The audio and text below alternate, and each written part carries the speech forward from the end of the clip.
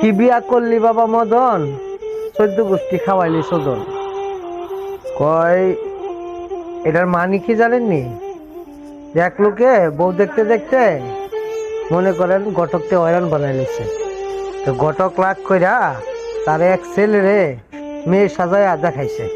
দেখানোর পরে তার তো পছন্দ হয়েছে, হওয়ার পরে এটা বিয়া করছে। বিয়া করার পরে যখন বাসর রাত করতে গেছে না, তখন তাও ছেলে সেও ছেলে, এক ছেলেরে দিছে কাম করিয়া।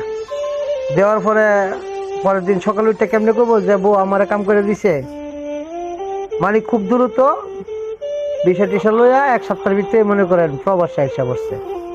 আইসা আর বাড়িতে খবর টবর নেয় না। তখন বউ চিন্তা করছে কিরে এর কাছে বিয়া বইলাম, তাই কিন্তু সাপ পাইলাম না, বিয়ার ঠিকঠাক বিচারটা করে নেই।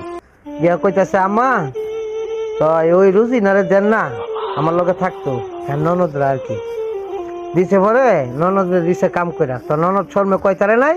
পরের দিন কই কি মা আমি যাইতাম না, তুই যা। তো গিয়ে কইছে আম্মা ও ইয়া রুজিনা যেতে যাইতো না, তো আমনি আয়েন। তো হের মা গেছে, পরে দিছে হের মারে ফোন দেয়া। দেওয়ার পরে কইতাছে সকালবেলা উঠটা পুতরে ফোন দিয়া, কি বিয়া কইরা থুয়ে গেলি বাবা মদন, খাওয়াইলি 14 গোষ্ঠী সদন।